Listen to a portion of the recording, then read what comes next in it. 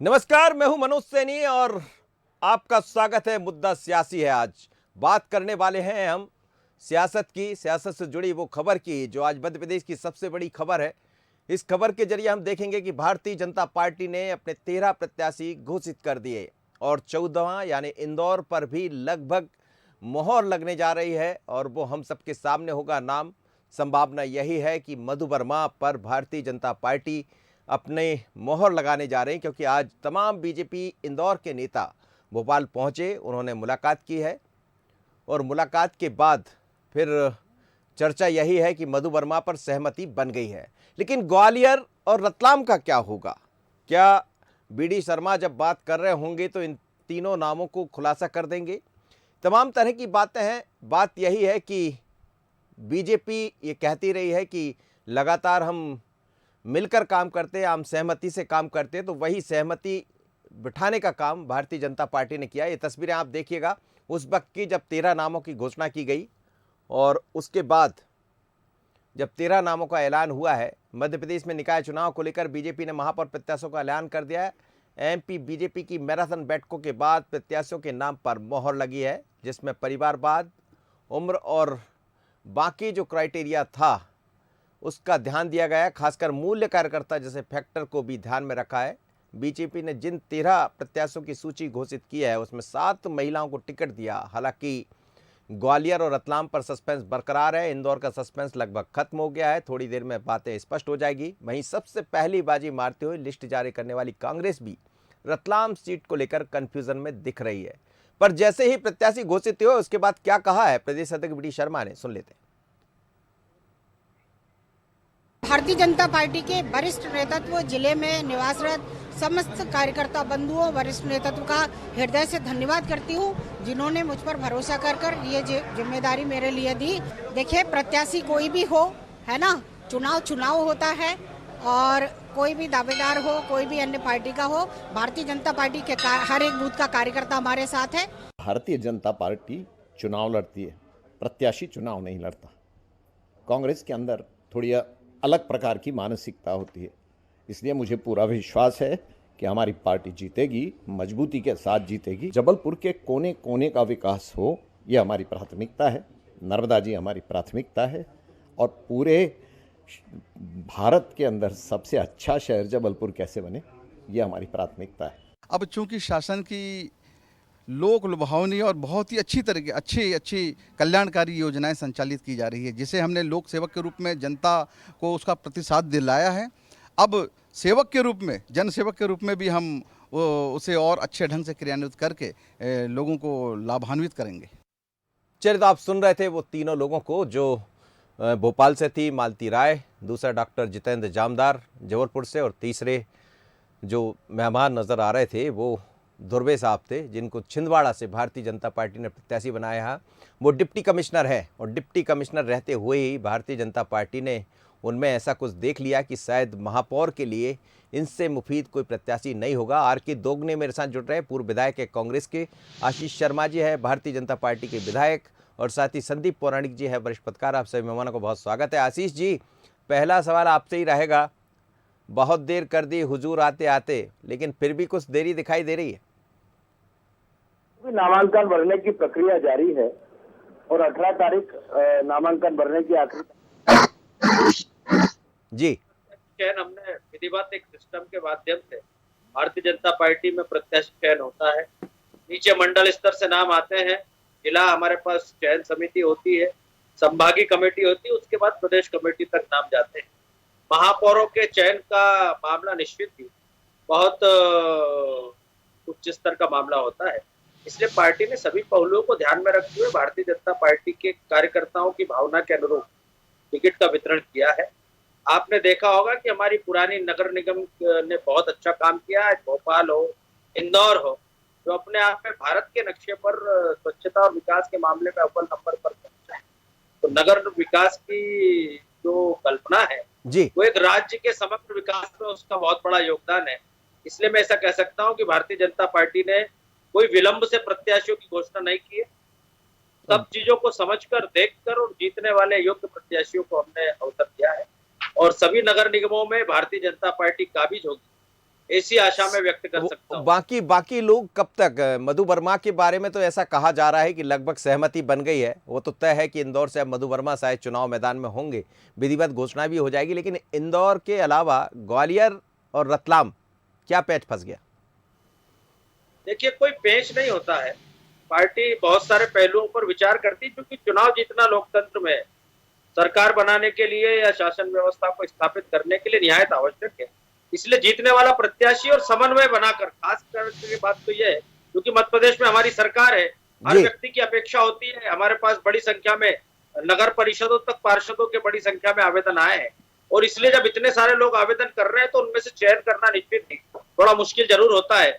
लेकिन सबके सामंजस्य के साथ जो उम्मीदवार चुनाव भी जीत सके और आने वाले समय में महापौर, अध्यक्ष और पार्षद के रूप में अच्छे से परिषद को चला सके, ऐसे लोग भी हमको चाहिए। इसलिए सब चीजों पर विचार करते हुए प्रत्याशी की घोषणा हम कर रहे हैं। निर्धारित समय से पहले हमारे प्रत्याशी आ भी जाएंगे, फॉर्म भी भर देंगे और चुनाव भी लड़ लेंगे। जी, दोगने साहब, आपके यहाँ भी रतलाम में कहीं पिक्चर उलझ रही है, अब वो किस बात को लेकर?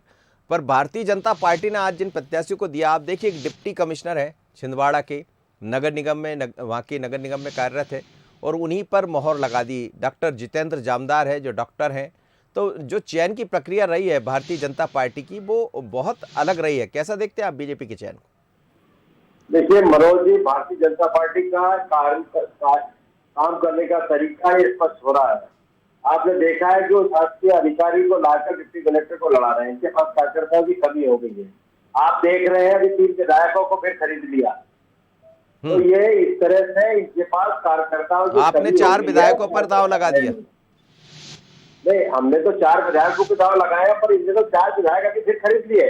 आप बताइए, विधायकों को खरीदने की जरूरत क्या पड़ी थी इनको? विधायक अभी कम थोड़ी पता थे तो सरकार तो पूरी चलेगी 23 तक, कोई रोक थोड़ी रहा इनको। पर क्यों लिया 3 विधायकों को दूसरे पार्टी को खत्म करके, और दूसरा प्रजातंत्र की हत्या क्यों कर रहे हैं? प्रजातंत्र का सम्मान करिए, तो देश में संविधान है उसका उल्लंघन क्यों करते हो? संविधान का पालन करिए, ये नहीं है। और इधर कार्यकर्ता लड़ रहे हैं, हर जगह टिकट की लड़ाई चल रही है, और एक भाजपा और दूसरी सिंधिया भाजपा, ये 2 लोगों की लड़ाई में भाजपा खत्म हो रही है। आने वाले समय में आप देखिए इनकी हालत बहुत वो रतलाम में कहा जा रहा है कि पिता और बेटे के कारण ही उलझ गई। पिताजी कुछ चाह रहे थे, कांतिलाल भूरिया जी, और उनके बेटे विक्रांत भूरिया जी कुछ और चाह रहे थे, जिसके कारण आप भी उलझ गए। नहीं, ऐसी कोई उलझन नहीं है, हो जाएगी। रतलाम की भी एक सिंगल सीट बची हुई है, इनके पास तो पूरी की पूरी बची थी, आज डिक्लेयर कर रहे हैं। आप देखिए, हम लोगों से 5 दिन पीछे, 4-5 दिन पीछे है, तो ऐसा कुछ नहीं कि हमारे पास कोई कमी है, हम तो टाइम से डिक्लेयर कर रहे हैं। और इन लोगों ने जो किया है, देखिए कार्यकर्ता लड़ रहे हैं, ग्वालियर में आप देख रहे हैं केंद्रीय मंत्री लड़ रहे हैं। दूसरी जगह देखिए आप, मंत्री और लोकल मंत्री और सिंधिया जी के मंत्री अलग लड़ रहे हैं। तो ये सब चीजें चल रही है। तो भाजपा में कोई समय ठीक नहीं चल रहा, भाजपा की हालत खराब है, और खराब होने के कारण ये परिस्थितियां बन रही है। कई जगह इनको पार्षद नहीं मिल रहे हैं, कांग्रेस के लोगों को ले जाके पार्षद भी लड़ा रहे हैं, कई जगह वो कह रहे हैं कि दूसरी पार्टी के विधायक हमारे पास चले आ रहे हैं। खैर, इस पर लौटूंगा मैं। संदीप पौराणिक जी से बात करें। संदीप जी, ये 13 लोगों की सूची आपके सामने होगी, इस सूची पर आप यदि अपने हिसाब से नजर डालेंगे तो क्या कहती है ये सूची? देखिए मनोज जी, ये बात बिल्कुल सही है कि इसमें सारे चेहरे नए हैं, पहली बार वो महापौर का चुनाव लड़ रहे हैं। मुझे लगता है इसमें एक भी ऐसा नहीं है जिसने विधानसभा के भी चुनाव लड़ा हो। ये बात सही है कि पार्टी ने नए चेहरों को मौका दिया है, और जो उनका क्राइटेरिया है उस पर भी वो काफ़ी हद तक खरा उतरे हैं। और जहाँ तक महिलाओं की बात की, महिलाओं को भी पर्याप्त प्रतिनिधित्व दिया है। लेकिन मनोज जी, कहीं ना कहीं देरी जो हुई है बीजेपी में, वो तो चर्चा का विषय है, क्योंकि सत्ता में जो दल होता है उसमें दावेदार बहुत ज़्यादा होते हैं। उन दावेदारों में चयन करना और कठिन काम होता है। जैसे भोपाल की सीट को लेकर जो बात छनकर हम लोगों के पास आई, संगठन किसी और को चाहता था, मगर यहां के जो जनप्रतिनिधि हैं उनका दबाव किसी और को लेकर था। ये सर्वविदित है और सामने भी आ रहा था जी। अगर वाकई में ऐसा हुआ है तो क्या पार्टी ने वाकई में सर्वे करा के टिकट दिया? क्योंकि एक वो व्यक्ति जो या जनप्रतिनिधि के दबाव में टिकट दिया, या दबाव में टिकट दिया। और सवाल एक चीज और उठ रही है मनोज जी, कि वो व्यक्ति जो इसका पार्षद का चुनाव हार चुका, ये चुनावी मुद्दे बनते हैं कई बार। और मुझे लगता है कि भोपाल का जो चुनाव है, ये चुनाव सरकार के लिए भी चुनौती रहने वाला है क्योंकि ये विधायकों के दबाव में दिया गया टिकट कहा जा रहा है। इसी तरह की स्थितियां और जगह भी आ रही हैं जहां समन्वय बनाने के चलते किसी को टिकट दिया गया। अब बात यह आ रही है कि जब आप कार्यकर्ता को प्रमोट करने की बात करते हैं, जैसा हम लोगों ने राज्यसभा में देखा था कविता पाटीदार और सुमित्रा वाल्मीकि, क्या वैसा चौंकाने वाला कोई नाम है? मुझे नहीं दिख रहा। नहीं, ये डिप्टी कमिश्नर जो छिंदवाड़ा से है, जो नगर निगम में रहते हुए, ये चौंकाता नहीं है? ये चर्चाओं में था मनोज जी, लेकिन प्रयोग है। मैं ये कहता हूं कि इस तरह के प्रयोग भी जरूरी हैं, क्योंकि जब आप शहर सरकार देने चाहते हैं तो आपके पास पढ़े लिखे और योग्य लोग भी होना चाहिए। ये बड़ी बात है कि एक डिप्टी कमिश्नर ने चुनाव लड़ने की इच्छा जताई और पार्टी ने उस पर दाव लगाया, क्योंकि वो वहां लंबे समय से काम कर रहे हैं। पार्टी को ये उम्मीद होगी कि उनका काम रहा है उसके आधार पर पार्टी को लाभ मिल सकता है। ये चौंकाने वाले नाम है, लेकिन उम्मीद ये की जा रही थी कि बहुसंख्यक वो नाम आएंगे जो अनसुने होंगे, जिनके बारे में लोग कम जानते होंगे। मुझे ऐसा लगता है कि कई जो उम्मीदवार हैं उनका कहीं ना कहीं किसी ना किसी नेता से कुछ नाता तो जरूर दिखता है। बिल्कुल आप ठीक कह रहे हैं। और आशीष शर्मा जी, यही आपसे मेरा सवाल है कि जिस तरह की जो चीज़ें दिखाई दे रही है, इस बार आपके कुछ क्राइटेरिया भी आपने बनाए कि 70 से ज़्यादा उम्र वालों को टिकट नहीं दिया जाएगा, और शायद माया सिंह उसी क्राइटेरिया में आ गई जिनको टिकट नहीं मिला। और अब ग्वालियर पर ऐसा कहा जा रहा है कि चर्चा मंथन चल रहा है, कोई नया नाम दिखाई देगा। इसी तरह आपको डिप्टी कमिश्नर को मैदान में लाना पड़ा है, डॉक्टर जामदार को। क्या बीजेपी परिवारवाद से भी दूर हटना चाहती, जैसा जेपी नड्डा साहब ने कहा था, इसलिए देरी हुई? देखिए, भारतीय जनता पार्टी नए प्रयोग करने वाली पार्टी, हमने कई सारे नए प्रयोग किए। आप देखिए, मध्य प्रदेश में हमारे 1000 से ज्यादा संगठन के मंडल, उसमें हमने 40 वर्ष से कम उम्र के या 40 के आसपास के मंडल अध्यक्षों की युवा संगठन में। और जहां तक बात राज्यसभा की टिकट की, आदरणीय संदीप भैया ने अभी बताया, दोनों कार्यकर्ताओं को, जो बहुत अच्छे कार्यकर्ता है, उनको हमने राज्यसभा में। इसी तरह क्योंकि नगर की सरकार अपने आप में स्वच्छता, पेयजल, प्रकाश, उद्यान और कई सारी नई संकल्पनाओं को जन्म देने वाली संस्था होती है। और वहां पर अगर कोई उच्च शिक्षित व्यक्ति, कोई इस तरह से प्रशासनिक सेवा से निकला हुआ व्यक्ति, जिसके अंदर कुछ करने का अनुभव तो है ही है, इन चीजों को जिसने किया है एक अधिकारी के रूप में, वो और अच्छे से कर सकता है। तो अगर पार्टी ऐसे लोगों को भी लेकर आती है तो इसमें तो मैं गलत नहीं मानता। लेकिन जितने भी निर्णय हुए हैं वो हमारा पार्टी का जो अंदरूनी सर्वे है उसके आधार पर, कार्यकर्ताओं से आए फीडबैक के आधार पर, हमने जो प्रत्येक निकाय के लिए प्रभारी नियुक्त किए थे उनकी आपसी चर्चा और समन्वय के आधार पर इन सब चीजों का समन्वय स्थापित करते हुए, लेकिन मालती राय को लेकर चर्चा यही है कि एक तो वो 2 बार चुनाव हारी, और अब भारतीय जनता पार्टी ने खैर उन पर दांव लगा दिया। कई बार होता है कि लोग हारने के बाद भी चुनाव जीते हैं, और भाग्य भी राजनीति में बड़ा काम करता है कि एक तरफ महापौर का चुनाव आप लड़ने जा रही और दूसरी तरफ पार्षद का चुनाव हार गई। तो सवाल तो होते हैं, तो ये इसमें भी कोई सर्वे काम किया होगा क्या? देखिए, हर चुनाव की अलग अलग परिस्थितियां होती है। कोई पार्षद का चुनाव हार गया, विधायक का हार गया, तो आगे वो किसी पद के लिए अयोग्य हो जाता है, ऐसा नहीं।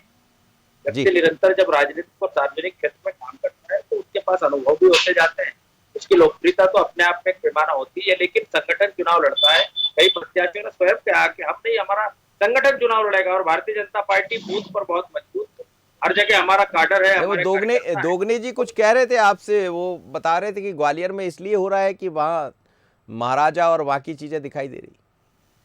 महाराज हमारी पार्टी के नेता है और उनसे राय लेकर, उनके सलाह मशविरे से वहां का प्रत्याशी तय किया जाएगा। इससे कांग्रेस को पेड़ दुखने की जरूरत नहीं है। वो हमारी पार्टी के नेता है और उनकी राय महत्वपूर्ण है हमारे लिए।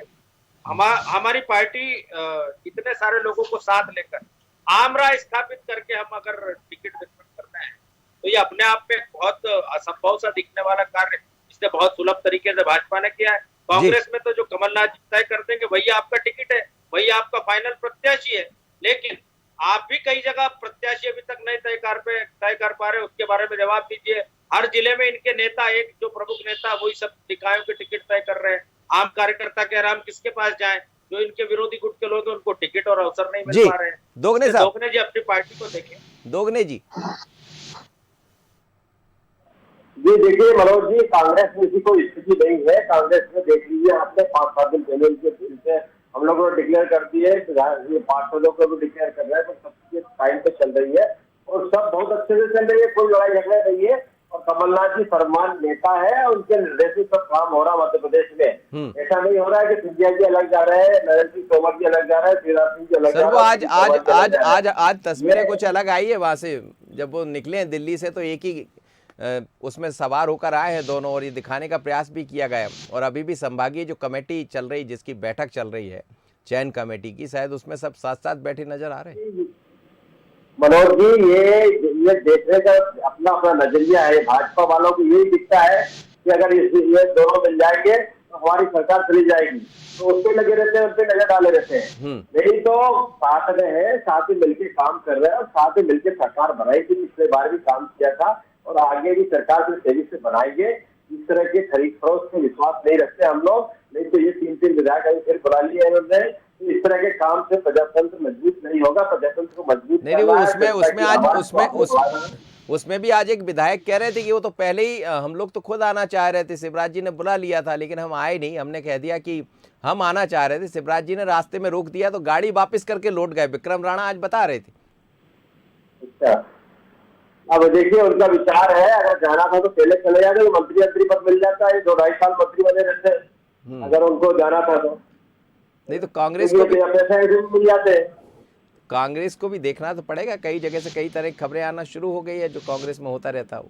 देखिए मनोज जी, कांग्रेस मार्क्सवादी पार्टी है, नेचर है हमारा, केडरलेस पार्टी नहीं है। और ये केडरलेस पार्टी है, और केडरलेस पार्टी अगर इस तरह का काम कर रही है तो उनके कार्यकर्ताओं का क्या होगा। हमारा तो नेचर है जहाँ जो अगर मजबूत है, जिसका नेतृत्व क्षमता जिसमें है या नेतृत्व करने का उसमें मानता है, तो उसको आगे लेते हैं, हम उसको लड़ लेते हैं और उसको लड़ाते हैं। ये तो कांग्रेस का नेचर है। संदीप जी कांग्रेस क्या इस बार कुछ अलग पार्टी इस तरह के काम कर रही है, इससे हमारे देश की राजनीति पे भी फर्क पड़ रहा है और देश की राजनीति के साथ तो प्रजातंत्र पे भी फर्क पड़ रहा है। इसलिए ये सब चीजें नहीं होना चाहिए। आप जीत के आइए ना, आपका काम करिए, आपके काम दिखाइए, आपके संगठन दिखाइए ना, उसमें जीत के आइए। आप ये खरीद फरोख्त करके इधर उधर से लाके विधायक लाकर क्या दिखाना चाहते हैं? इससे स्पष्ट है कि आप सत्ता प्राप्ति के लिए काम करते हैं, देश के लिए कोई काम नहीं कर रहे। आप सत्ता प्राप्ति के लिए काम कर रहे हैं, देश के लिए कोई काम नहीं कर रहे, प्रदेश के लिए, प्रदेश की जनता के लिए। आप भी संदीप जी, ये तो यहाँ भी कहा जा सकता, सत्ता प्राप्ति यानी कैसे महापौर जीत जाए। आप देखिए 4 विधायकों पर कांग्रेस ने दाव लगा दिया, सिर्फ इसलिए क्योंकि 23 से पहले एक मैसेज तो कम से कम चले ही जाएगा। यदि चारों लोग चुनाव जीत जाते हैं, जैसा कांग्रेस का दावा है कि हम 16 में से कम 7-8 तो नगर निगम जीत कर आएंगे, बाकी नेता ये मान ही रहे कि 6-7 नगर निगम हम जीतने वाले। लेकिन कांग्रेस ने जो प्रत्याशी दिए हैं और आज भारतीय जनता पार्टी ने जो प्रत्याशी दिए, दोनों को यदि देखा जाए तो उसको आप कैसा मानते हैं? देखिए मनोज जी, मैं आशीष जी की एक बात से पूरी तरह सहमत हूँ कि बीजेपी में चुनाव संगठन लड़ता है। वाकई में उनके पास टीम है और वो पूरी टीम भावना से चुनाव लड़ते हैं। टिकट तक जो चला वो चलता रहता है। जहां तक आपने कांग्रेस और बीजेपी के उम्मीदवारों की तुलना की बात की है, तो मनोज जी 2 फर्क बड़े नजर आ रहे हैं। बीजेपी ने एकदम नए चेहरे, मतलब उसमें बहुसंख्यक चेहरे, पार्षद कोई बहुत बड़ा पद नहीं होता है लेकिन महापौर बहुत बड़ा पद होता है। तो जो बहुसंख्यक है उनमें 13 को जिनको हम देख रहे हैं, वो कभी महापौर का कभी विधायक का चुनाव तो लड़े नहीं है, वो वैसे नए चेहरे हैं। दूसरी तरफ कांग्रेस ने इस चुनाव को 2023 की तैयारी के तौर पर लड़ रही है। यही कारण है कि वो 4 विधायकों को मैदान में उतारा है, क्योंकि कांग्रेस का यह मानना है कि अगर वो कुछ स्थान पर भी जीत हासिल करती है तो एक मोमेंटम बन जाएगा। ये जाएगा कि 16 में से एक भी नहीं थी, लेकिन इस बार इतनी सीटें हमारे पास आ गई। तो कांग्रेस पूरी तैयारी में है कि कैसे भी कुछ सीटें हथियाई जाएं, जीती जाएं। यही कारण है कि उन्होंने 4 विधायकों को चुनाव मैदान में उतारा। बीजेपी ने इस तरह का प्रयोग नहीं किया है। उन्होंने उन चेहरों को सामने लाने की कोशिश की है, जैसे आपने महिला वर्ग को हम देख रहे हैं, तो वो ये संदेश देना चाहते हैं कि हमारी पार्टी आधी आबादी को कितना प्रमोट करती है। ये सब चीजें आपको चुनाव में नजर आई। था कि 50% हम नगर निगम में महिलाओं को टिकट देंगे, तो क्या वो होता हुआ दिखाई भी दे रहा है? दिख रहा है मनोज जी। हम ये देख रहे हैं कि बीजेपी, आप सिर्फ टिकट की जो लिस्ट है उसको लिस्ट के तौर पे मत देखिए, उसको बीजेपी के चुनाव में मुद्दे बनाने की तैयारी के तौर पे देखिए आप। जैसा उन्होंने राज्यसभा में 2 सदस्य तो आपको भेजने थे, लेकिन आपने 2 महिलाओं को भेजा और 2 ऐसे वर्गों से भेजा जो एक आरक्षित मतलब पिछड़ा वर्ग से थी और एक दलित वर्ग से थी। तो मैसेजिंग है जो वो महत्वपूर्ण होती है। और मुझे लगता है कि बीजेपी ने इस चुनाव में जिन उम्मीदवारों को उतारा है उसके जरिए वो मैसेजिंग देने की कोशिश करेगी। 2023 का मैसेज है। आशीष जी, ऐसा ही है क्या? 2023 का मैसेज भी इसमें दिखाई दे रहा है? देखिए, मैं तो पहले से कह रहा हूँ, हर चुनाव एक चुनौती होता है और हर चुनाव से भविष्य की संभावनाओं के द्वार और ज्यादा तेजी के साथ खुलते हैं। नगरीय निकायों का और ग्रामीण क्षेत्रों का जो इतना बड़ा चुनाव का महाकुंभ एक मध्य प्रदेश में हो रहा है, इसमें भारतीय जनता पार्टी की विजय निश्चित ही 2023 और 24 की प्रबल जीत की संभावनाओं को खोलेंगी ही।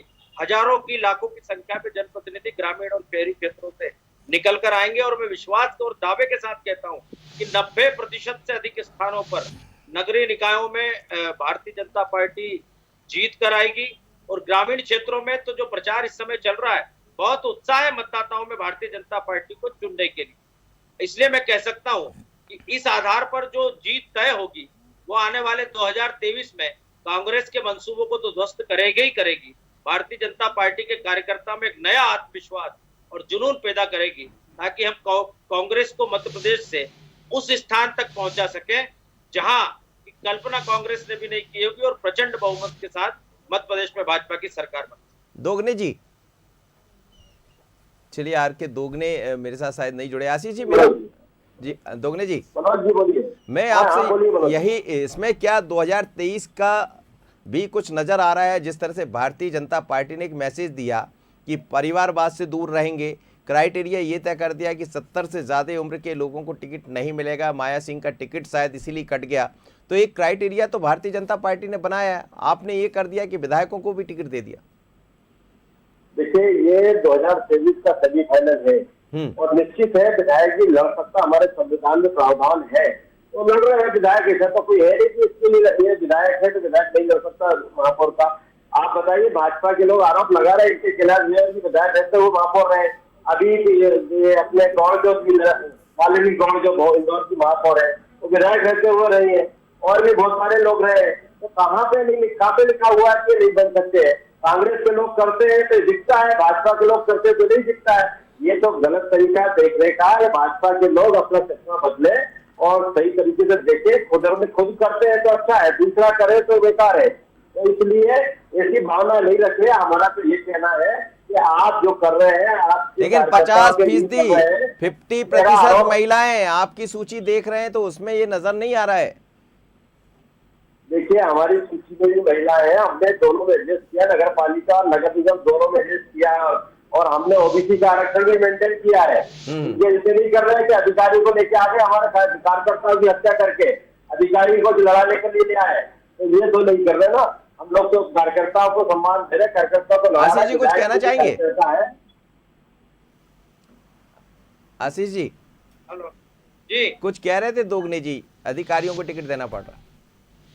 देखिए, अधिकारी भी एक लंबा प्रशासनिक अनुभव उसके पास होता है। कोई पहली बार नहीं है कि हम किसी अधिकारी को दे रहे हैं। विधायक है जी जी, अधिकारियों की सेवा आप फिर कैसे काम करना चाहते हैं, उनके अंदर भावना है काम करने की, उनके प्रशासनिक सेवा का अनुभव का लाभ हम भी लेंगे, जनता को मिलेगा। एक महानगर और अच्छे से विकसित होगा। चलिए सर, संदीप जी, अंतिम प्रतिक्रिया आपसे लेना चाहूंगा मैं कि जिस तरह से आपने देखा, डिप्टी कमिश्नर की हम बात कर रहे थे, कुछ नए चेहरे तो तमाम तरह के नए नजर आ रहे हैं, लेकिन भोपाल में एक चेहरा पुराना है, 2 बार पार्षद का चुनाव हार गई, लेकिन दाव उस पर लगा दिया। और ऐसा लगता है कि बाकी जो तमाम विधायक जिसका आप जिक्र कर रहे थे, भोपाल में, इंदौर में भी लगभग मधु वर्मा पर सहमति बन गई। मधु वर्मा पहले आईडीए के अध्यक्ष रहे और अब उनको लेकर भी तमाम विधायकों को यहाँ आना पड़ा आज भोपाल में। तो बीजेपी में भी वैसा सब कुछ नहीं दिखाई देता जैसा एक दौर में दिखा करता था। मनोज जी, बात बिल्कुल सही है कि बीजेपी में वो चीज़ें नहीं दिखती थी पहले, लेकिन अब बाहर आने लगी हैं। आप भोपाल के चुनाव को एक तौर पर देखिए मनोज जी, ये चुनाव जो महापौर का है, ये कई राजनेताओं के भविष्य को तय करने वाला होगा। इस चुनाव के नतीजे से आप देखिए, बीजेपी वो पार्टी है जो रुक के 2 कदम पीछे चल के आगे आती है। अगर भोपाल का नतीजा अनुरूप नहीं आया तो आप ये देखिए कि कितने राजनेताओं का भविष्य दांव पे लगता है। क्योंकि जिन लोगों ने दबाव, जो हम लोग तब बातें आई उस आधार पर मैं कह रहा हूं, जिन लोगों ने दबाव बनाया है उनका भविष्य खतरे में पड़ सकता है, मुझे लगता है। तो आने वाले समय पार्टी भी संदेश देगी, अगर वाकई में ये स्थितियां हैं और इंदौर और भोपाल तो महत्वपूर्ण राजनीति के हिसाब से है, यहाँ की जीत और हार पूरे प्रदेश पर असर डालती है। तो मुझे लगता है चाहे बीजेपी हो चाहे कांग्रेस, पूरी ताकत से ये चुनाव लड़ेंगे वो। चलिए, निश्चित रूप से, और यही तस्वीरें दिखाई भी दे रही और बीजेपी यही मैसेज देने का प्रयास कर रही कि हम सब मिशन एकता के साथ आगे बढ़ रहे हैं। आप तीनों मेहमानों को बहुत धन्यवाद, आशीष जी, आर.के. दुगने जी, संदीप पौराणिक जी। मध्य प्रदेश में आज भारतीय जनता पार्टी ने 13 नामों का विधिवत घोषणा कर दी। कहा यह भी जा रहा है कि इंदौर से मधु वर्मा पर लगभग सहमति बन गई, लेकिन जब तक नाम घोषित नहीं हो जाता तब तक यही कहा जाएगा कि 3 नामों पर सस्पेंस बना हुआ है, इंदौर, ग्वालियर और रतलाम। अब सवाल यही है कि आखिर ये सस्पेंस कब खत्म होगा और क्या इस सस्पेंस के बीच में कुछ और भी दिखाई देता है जो बीजेपी की चिंता बढ़ाता है। लेकिन आज जिन प्रत्याशियों को सामने लाया बीजेपी ने, शायद ये मैसेज भी है कि ना तो परिवार बात चलेगा और ना ही उम्र। अब सब नए लोगों को मौका दिया जाएगा। मुझे दीजिए इजाज़त, मुद्दा सियासी है, इतना ही। नमस्कार।